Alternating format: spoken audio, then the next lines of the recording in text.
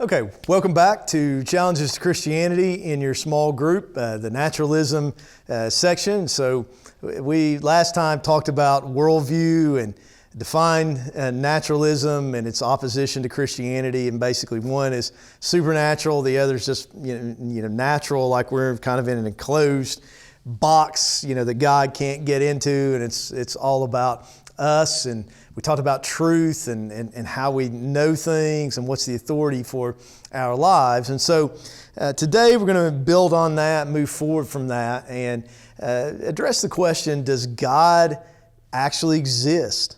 What would be some reasons to actually believe in the existence of God? I've referenced at the beginning last time the rise of the nones, the rise of atheism. And so if you were having a conversation with an atheist and that person challenged you as to why you believe, what would you say? Is it just blind faith? Is it a feeling? Is it a hope? Or are there some actual reasons to believe in the existence of God? Of course, if we believe the Bible, we believe in the God of the Bible, we know that is the foundation of our faith. But this is to be able to relate to other people, to share the gospel, and for some of you, different people are wired differently. Like Robin and Molly, my wife and daughter, and my family, they just believe. They just got a solid faith. Me and my son Jay, my other daughter Lily, we're more like, why? Give us some reasons, give us some evidence. Don't just tell me, can't go by feelings. I need to know why. And I don't believe faith is opposed to that. Faith is not believing despite the evidence. There's evidence that actually supports our faith. And so if you were trying to share about Jesus with somebody and they're like, well, I don't even know if I believe in God. Can you give me some reasons to believe in God? Well, I want to give you three in this section, this time together today. And also I want to deal with one of the most common objections to believing in God that I actually think, for me, even though there's not emotionally satisfying answers, to me it's one of the biggest reasons to believe in God, and that is the reality of evil and suffering in the world. And you say, how in the world could that be a reason to believe in God? Because maybe the most classic atheist argument is, well, if God exists and He has all power and He's loving, how can that kind of God allow innocent people to suffer? How can that kind of God allow evil and suffering to exist? And I would say that atheists actually have to borrow Christian or at least theistic categories to even be able to make that argument. They can't make that argument from a purely atheistic standpoint, because how do you define something like evil and suffering apart from God? How unless there's an objective standard from a transcendent being that's defining things as evil, how can we even begin to have those categories? Apart from having a soul, how can we think in terms of evil and suffering? Your pets are not sitting around together debating the reasons for evil and suffering in the world. It's just not happening. Only as human beings with a soul made in the image of God are we even beginning to think this way. Now, I'm getting ahead of myself, and we'll come back to that at the end. But why believe that God is real? So let me give you three reasons. They all begin with a C: creation, conscience, and Christ. And so let's unpack those, and we'll talk about creation some now and come back to some of the implications to it or of it in the next section. So when we talk about creation and evolution, let's start by defining some terms. Okay, evolution, according to the Merriam-Webster Online Dictionary, refers to descent with modification from pre-existing species, cumulative inherited change in a population of organisms through time, leading to the appearance of new forms, or the process by which new species or populations of living things develop from pre-existing forms through successive generations. Now, I don't have time to unpack that a lot. I think it begs a couple of questions. One is, what would be the evidence for the appearance of new forms? And second, if it's the process by which new species or populations of living things develop from pre-existing forms through successive generations, the question would be, where did the first form come from? Because we know logically and scientifically that something can't come from nothing. So how did this whole process get started? Just something to think about. Now, remember also, it's important to understand this, that microevolution is change within a species, while macroevolution is change from one species to another. I believe that microevolution is both biblically and scientifically true. The Bible talks about kind reproducing after kind. There's nothing in the Bible that would deny change within a species, and it certainly affirms scientifically. The issue both biblically and scientifically is the change from one species to another. On the other hand, when we talk about creationism, we're saying that the Creator created life suddenly with intelligent design within the parameters of fixed kinds. Now, I know there's different varieties of belief in regard to creationism, and I'm not going to get into all that. I think there's some room for debate there, but that would be my basic definition of it. The Creator created life suddenly with intelligent design within the parameters of fixed kinds. And we can agree to disagree about some of the details of that. But creation is one of the biggest reasons to believe in God. And so let me kind of break that down for you, starting with what the cosmological argument, and this may be the biggest connection philosophically from creation to the existence of God. But then I want to give some other reasons to believe in creationism, because if it's true, if there is a creator, that would mean that there is a God, a higher power, however you want to say it. Now, then there's still the question beyond that. Is this God, is this, greater being, this higher power, actually the God of the Bible? Is He defined as Father, Son, and Holy Spirit? Is that true? So on and so forth. But this is kind of a starting place for that. So here's the cosmological argument. So it's basically a syllogism. Whatever begins to exist has a cause. The universe began to exist. The Big Bang Theory, whatever you think about that, but in scientific circles, the Big Bang Theory disproved the idea that the universe is eternal. It proves the idea that the universe has a cause, or began to exist. So it's whatever begins to exist has a cause. The universe began to exist. Therefore, the universe must have a cause. Let's say that again. Whatever begins to exist has a cause. That's scientific fact. The universe began to exist, a scientific fact. Therefore, this is the syllogism, this is the logical result, the universe must have a cause. And so when you think about that, this cause must be uncaused, it must be immaterial, it must be eternal, it must be brilliant, it must be incredibly powerful, and it must have a will. Sounds a lot like God. It must be uncaused because it has to be the beginning of all things. It must be immaterial because it has to sound outside the material universe. If it's uncaused, it has to be eternal. It has to be brilliant to be able to think all this up. It has to be powerful to bring it into existence. It has to have a will to choose to bring it into existence. Sounds a lot like God. Whatever begins to exist has a cause. The universe began to exist. Therefore, the universe must have a cause. Dr. Arno Penzias, Nobel Prize winner in physics for his work on the Big Bang Theory, said in an interview with the New York Times in 1978 that the best data we have concerning the Big Bang are exactly what I would have predicted had I had nothing to go on but the 5 books of Moses, the Psalms, the Bible as a whole.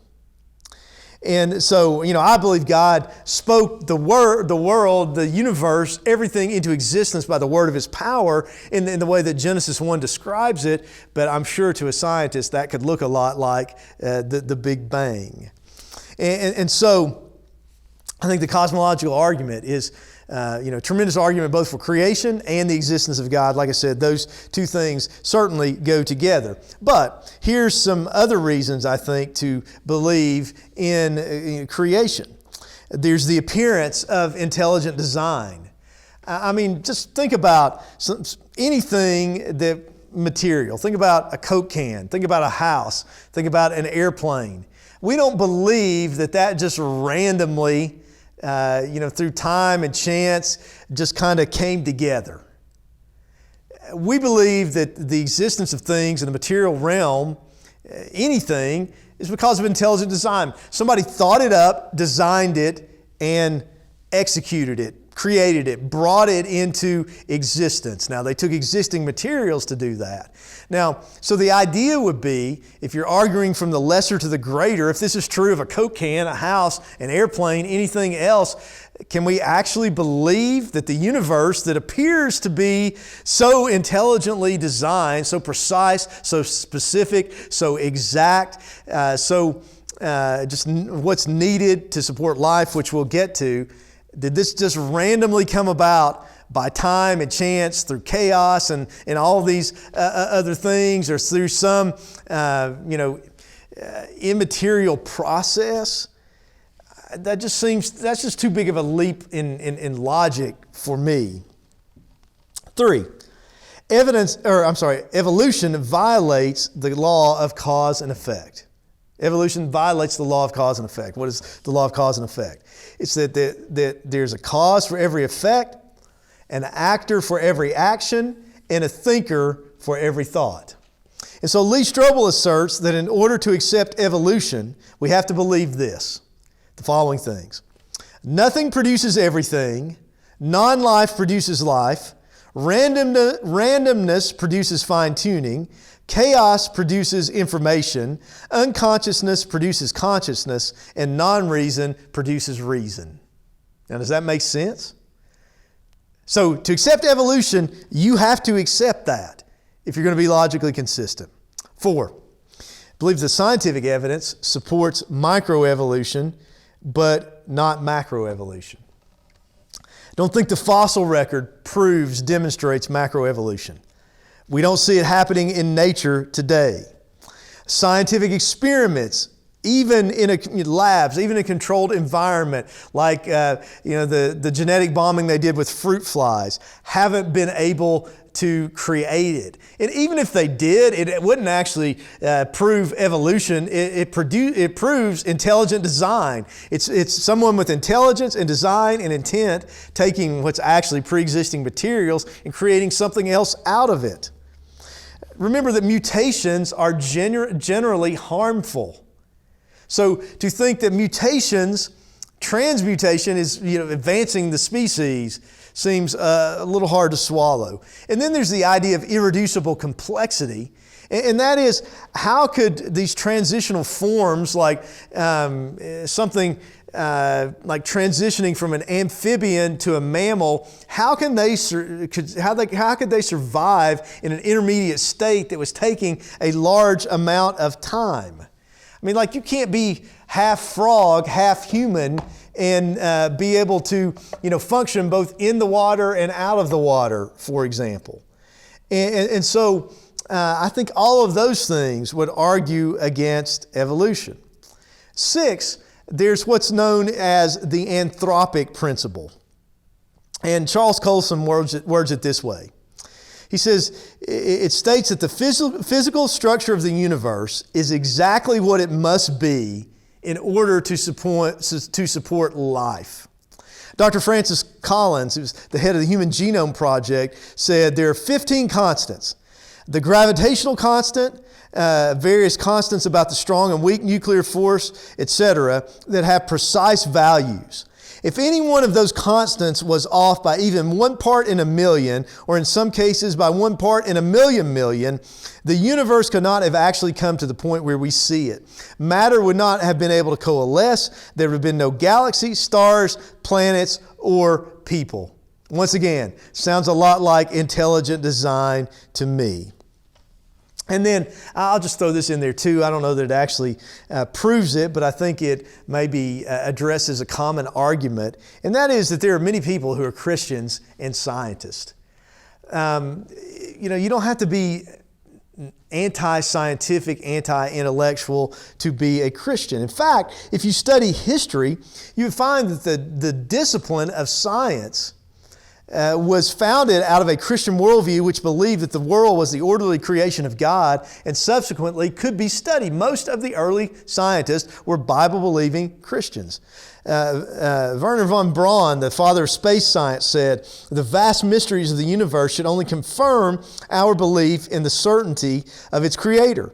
I find it as difficult to understand a scientist who does not acknowledge the presence of a superior rationality behind the existence of the universe as it is to comprehend a theologian who would deny the advances of science." End quote. Francis Collins again has said, "God is most certainly not threatened by science. He made it all possible. The God of the Bible is also the God of the genome. He can be worshiped in the cathedral or in the laboratory. His creation is majestic, awesome, intricate, and beautiful." So I believe that for reasons like this, that the evidence demonstrates creation. And if creation's true, there is a creator. And I believe that creator is the God of the Bible. A second reason, though, to believe in the existence of God is because we have a conscience. This could be called the moral argument for God's existence. And so it goes something like this. C.S. Lewis said, "If no set of moral ideas were truer or better than any other, there would be no sense in preferring civilized morality to savage morality or Christian morality to Nazi morality. The moment you say one lot of morals is better than another, you are in fact measuring them by an ultimate standard. And if there's an ultimate standard, there is a God who gave that." Dr. Francis Collins again has said, "If I'm walking down the riverbank and a man is drowning, even if I don't know how to swim very well, I feel this urge that the right thing to do is try to save that person. Evolution would tell me exactly the opposite though. Preserve your DNA. Who cares about the guy who's drowning?" And so I think this is necessary for justice. And really, it doesn't make any sense for an atheist to have feelings of guilt. If we have no soul, if there's no absolute standard and no absolute standard giver, i.e. God, if there's no absolute truth, then there can be no right and wrong. But everybody believes in right and wrong unless you're just a psychopath or a sociopath.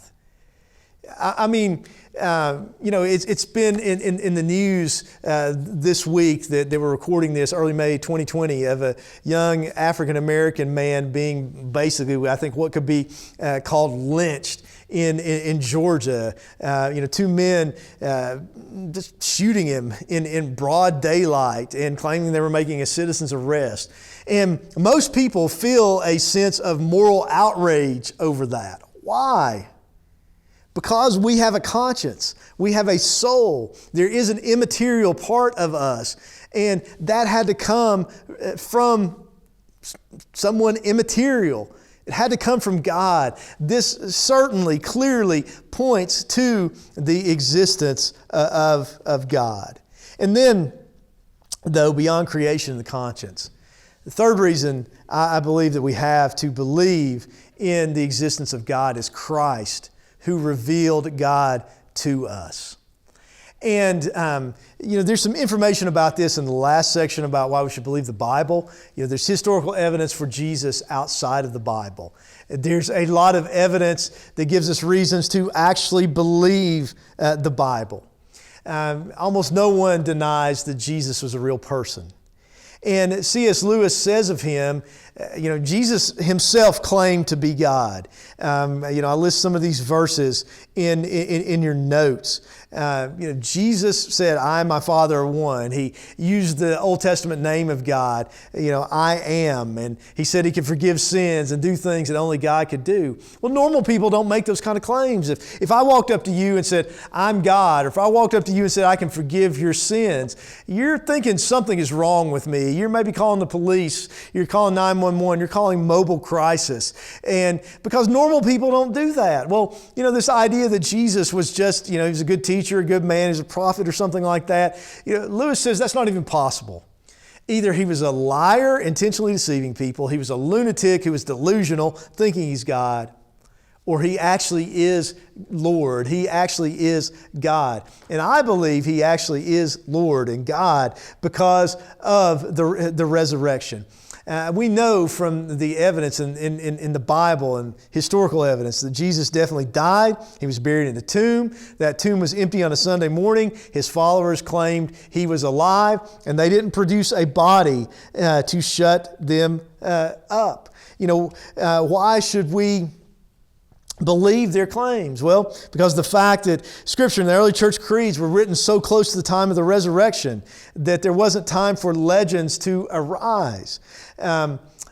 We know that many of his followers gave their lives not for what they believed, lots of people do that, but for what they saw. And who would willingly, knowingly die for a lie? Peter was preaching Jesus resurrected in Jerusalem less than 2 months after he denied Jesus. The religious leaders were opposing the church, but they apparently weren't able to produce a body to shut them up. James was worshiping his brother as God. What's going to cause you to worship your brother as God? You think about the conversion of Saul the persecutor to Paul, the follower and preacher of Jesus. How do you explain that apart from the resurrection? The claim that the women discovered the tomb are the first eyewitnesses of the risen Lord. Women weren't allowed to testify in a court of law in that day and time. And so if they're making the story up, why would they present them as the first eyewitnesses? And so that leads me to think either it was true or they were really bad liars.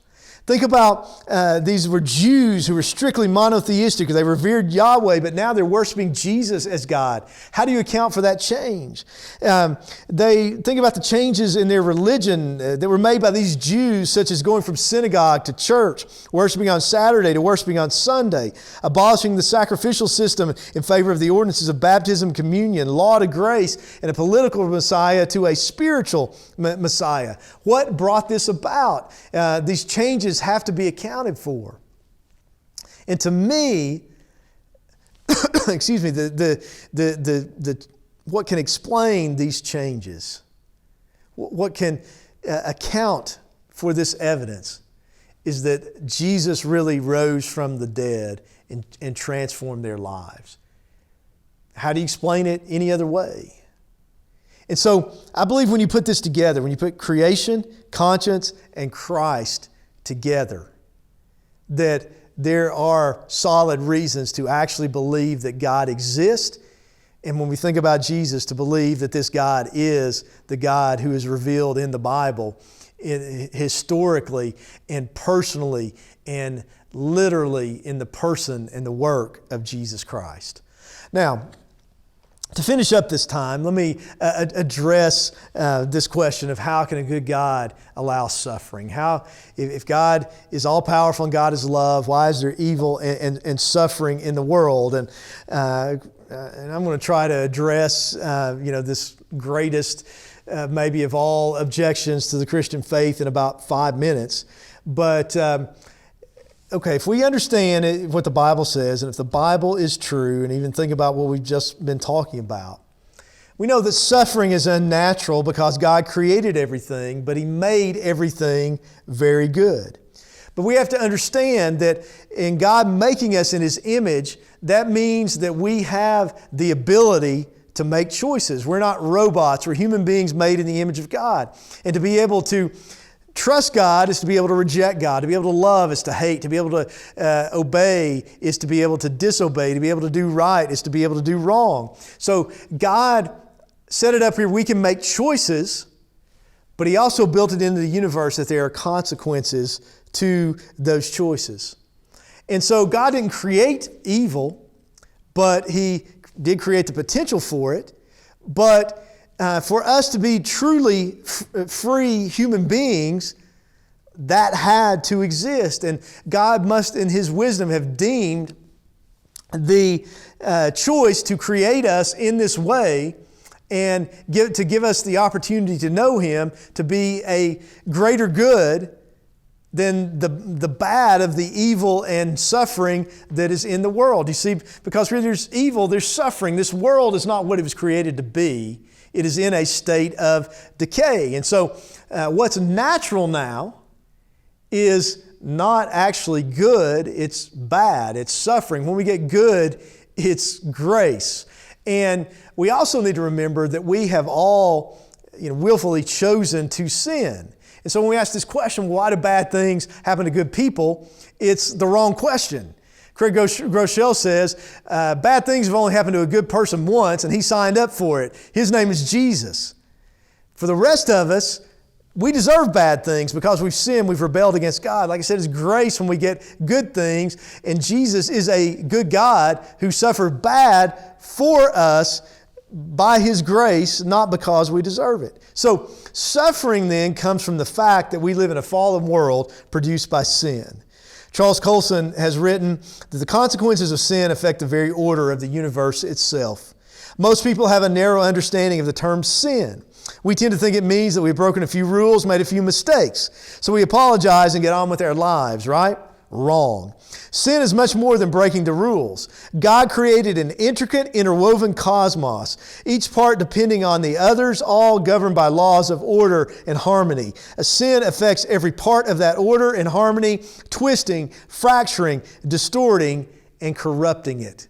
I believe that's ultimately why there's evil and suffering in the world. It's ultimately because of our choices. Yes, God's allowed it. Yes, it raises questions. Yes, this isn't emotionally satisfying, but I think logically it's the best explanation for it. So suffering, while unnatural, is to be expected now, and it's grace when things are good.